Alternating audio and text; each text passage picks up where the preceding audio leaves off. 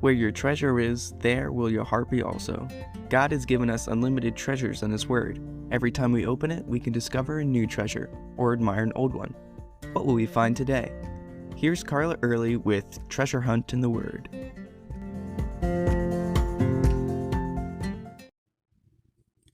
Have you ever been driving along on the interstate, going with the flow, and looked down and realized you were going way too fast?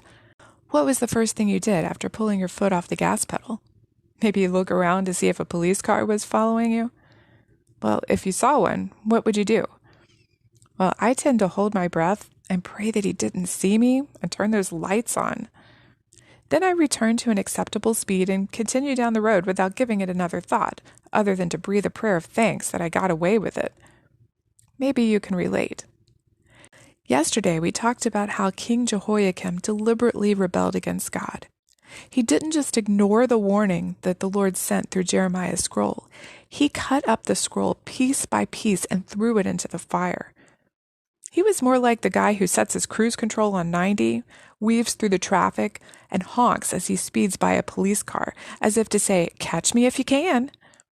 Yeah, I'm sure you've seen those types. Perhaps Jehoiakim didn't realize the power of the God that he flaunted.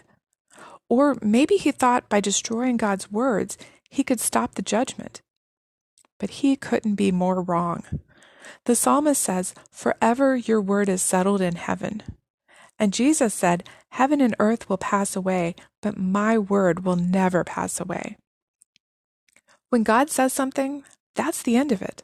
Our opinion doesn't count. It doesn't matter if we believe it or if Jehoiakim believed it.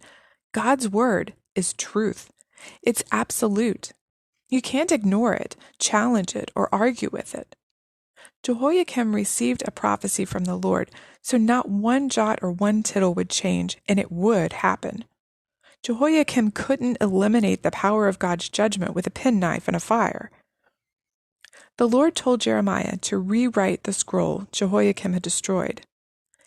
Now Isaiah had written, "So shall my word be that goes forth from my mouth. It shall not return to me void, but shall accomplish what I please."